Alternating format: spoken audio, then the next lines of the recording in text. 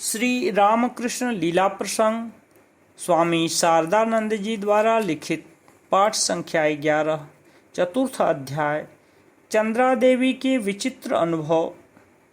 अवतार पुरुषों के आविर्भाव के समय उनके माता पितागण के दिव्य अनुभवादि के संबंध में शास्त्र वर्णित विवरण। जगत पावन महापुरुषों के आविर्भाव के समय उनके माता पितागण के जीवन में होने वाले असाधारण आध्यात्मिक अनुभव तथा दिव्य दर्शनों की बातें पृथ्वी की समस्त जातियों के धर्म ग्रंथों में लिपिबद्ध हैं। भगवान श्री रामचंद्र तथा श्री कृष्ण, माया देवी के पुत्र भगवान बुद्ध, मेरी नंदन ईसा, श्री भगवान शंकर, महाप्रभु चैतन्य देव आदि जिन महामहिम पुरुष प्रवरों को जनमानस का भक्ति श्रद्धापूर्ण परम पुनीत पूजार्घ्य आज तक निरंतर प्राप्त हो रहा है, उनमें से प्रत्येक के जनक जननियों के संबंध में इस प्रकार की घटनाएं शास्त्रों में देखने को मिलती हैं। प्रमाण स्वरूप निम्नलिखित विवरणों का संस्मरण यहाँ पर्याप्त होगा। यज्ञ के बाद बचा हुआ पात्रावशेष या चरु सेवन कर भगवान श्री रामचंद्र प्रमुख चारों भाइयों की जननियों के गर्भधारण की बात ही रामायण प्रसिद्ध हो, इतना ही नहीं बल्कि उनके जन्म लेने से पूर्व तथा बाद में भी अनेक बार चारों भाइयों के संबंध में उनकी माताओं को यह विदित हुआ था कि उनके पुत्र जगत पालक श्री भगवान विष्णु के अंश संभूत तथा दिव्य शक्ति संपन्न हैं। इसका भी उल्लेख रामायण में विद्यमान है। श्री भगवान श्री कृष्ण के जनक जननी को उनके गर्भ प्रवेश काल में तथा जन्म लेने के बाद तत्काल ही यह अनुभव हुआ था कि वे षडैश्वर्य संपन्न मूर्तिमान ईश्वर हैं। केवल इतना ही नहीं किंतु उनके जन्म के अनंतर प्रतिदिन उनके जीवन में होने वाली नाना प्रकार की अद्भुत उपलब्धियों की बातें भी श्रीमद् भागवत आदि पुराणों में लिपिबद्ध हैं। श्री भगवान बुद्धदेव की जननी श्रीमती माया देवी ने गर्भ संचार के समय यह देखा था कि कोई पुरुष प्रवर ज्योतिर्मय श्वेत हस्ती का आकार धारण कर उनके उदर में प्रविष्ट हो रहे हैं तथा उनके सौभाग्य को देखकर इंद्रादि देववृंद उनकी स्तुति कर रहे हैं। श्री भगवान ईसा के जन्म ग्रहण के समय उनकी माता श्रीमती मेरी को ऐसा अनुभव हुआ था कि अपने पतिदेव श्री जोसेफ के साथ बिना किसी संपर्क के ही उनका गर्भ संचार हुआ है। अनुभूत दिव्य आवेश में आविष्ट तथा तन्मय होकर ही उनमें गर्भ लक्षण का प्रकाश हुआ है। श्री भगवान शंकर की जननी ने यह अनुभव किया था कि देवाधिदेव श्री महादेव के दिव्य दर्शन तथा वरदान से ही वे गर्भवती हुई हैं। श्री भगवान श्री कृष्ण चैतन्य की जननी श्रीमती सची देवी के जीवन में भी पूर्वोक्त नाना प्रकार के दिव्य अनुभवों के उपस्थित होने की बातें श्री चैतन्य चैतामृत आदि ग्रंथों में लिपिबद्ध हैं।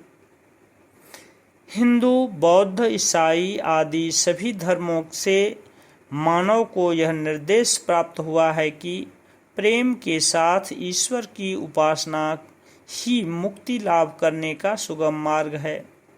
वे सभी इस प्रकार इस विषय में एक मत होने के कारण उसके अंदर वास्तव में कोई सत्य प्रच्छन्न रूप से विद्यमान है अथवा नहीं, यह प्रश्न पक्षपात रहित विचारकों के मन में स्वतः ही उदित होता है।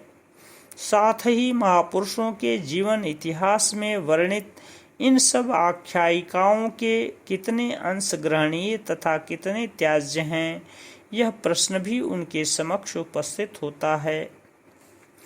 उक्त शास्त्रीय कथन में युक्ति का निर्देश। दूसरी ओर युक्ति की सहायता से विचार करने पर ऐसा प्रतीत होता है कि उक्त कथन में कुछ अंश सत्य भी हो सकते हैं, क्योंकि वर्तमान युग में विज्ञान भी जब इस बात को स्वीकार उन्नत स्वभाव के माता पिता गण में उदार तथा सच्चरित पुत्रों को जन्म देने की सामर्थ्य विद्यमान होती है, तब यह बात निर्विवाद सिद्ध है कि श्री कृष्ण, बुद्ध तथा ईसा जैसे महापुरुषों के माता पिता गण भी विशेष सद्गुण संपन्न थे। साथ ही यह भी स्वीकार करना पड़ता है कि उन महापुरुषों को जन्म देते समय उनका मन साधारण मानवों की अपेक्षा बहुत उच्च स्तर पर अवस्थित था और इसलिए वे उस समय असाधारण दर्शन तथा अनुभव आदि प्राप्त करने में समर्थ हुए थे।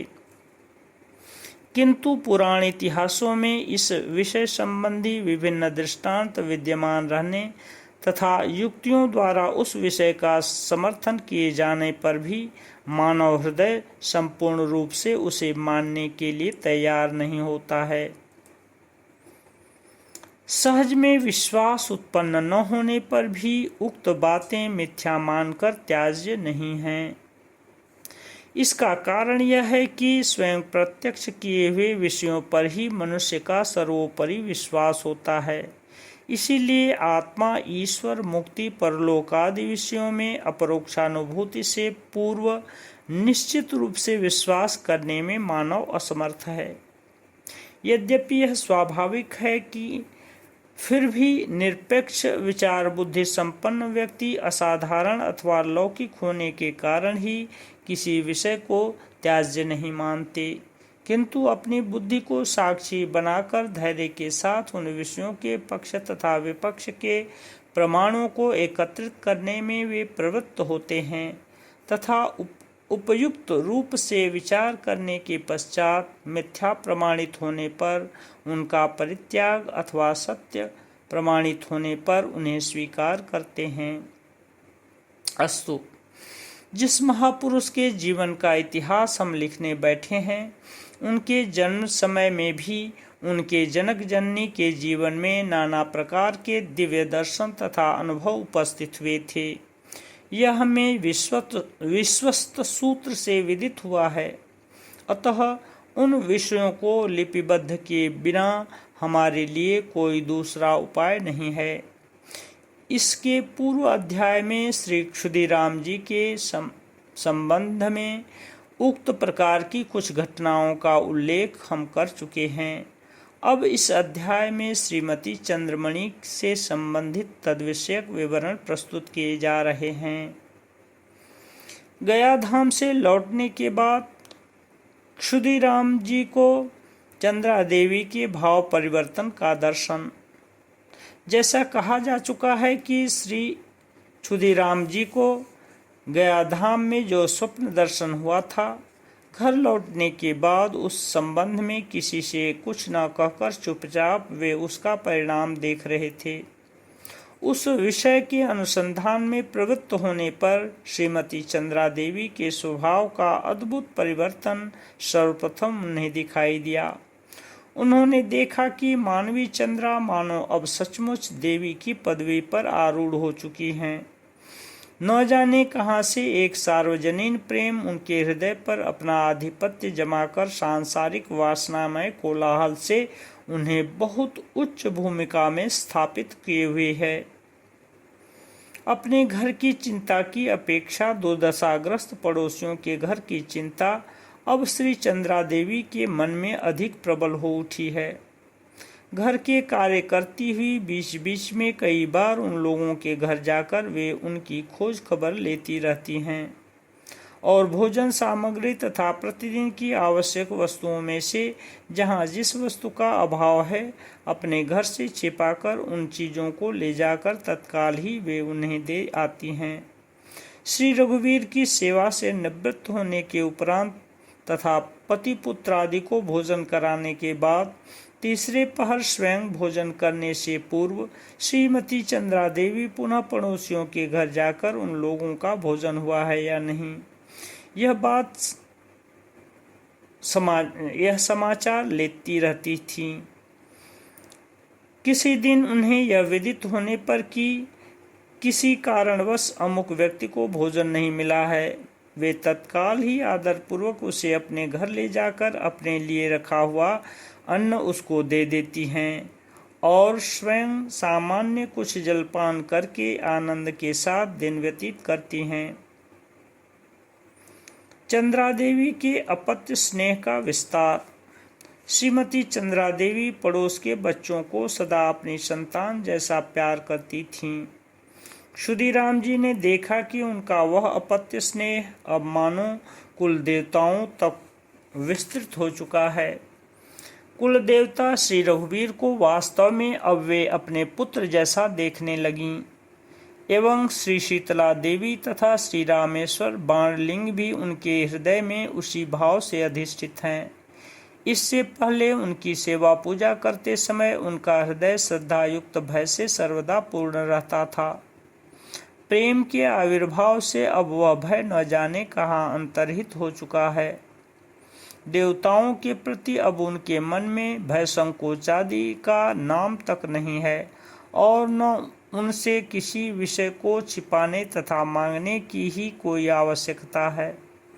अब तो केवल उन्हें अपने से अपना समझकर उनके मुख के लिए, उनके सुख के लिए सर्वस्व प्रदान करने की अभिलाषा के साथ ही साथ उनसे चिर संबंध होने का अनंत उल्लास विद्यमान है। इन विषयों को देखकर श्री क्षुदीराम जी की चिंता तथा संकल्प।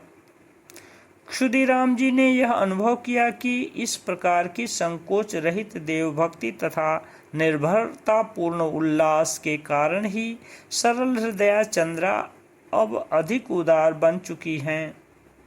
उनके ही प्रभाव से न तो अब उनका किसी पर अविश्वास है और न वे किसी को अपने से अलग ही समझती हैं, किंतु स्वार्थपरायण संसार के लोगों के लिए इस अपूर्व उदारता को यथार्थ रूप से स्वीकार करना क्या कभी संभव हो सकता है? कदापि नहीं। उनके आचरण देखकर सांसारिक व्यक्ति उन्हें अल्पबुद्धि या पागल कहेंगे अथवा अत्यंत कठोर भाषा में उनकी आलोचना करेंगे। ऐसा सोचकर ही श्री क्षुदीराम जी उन्हें सतर्क कर देने के लिए अवसर की प्रतीक्षा करने लगे। ओम शांति शांति शांति।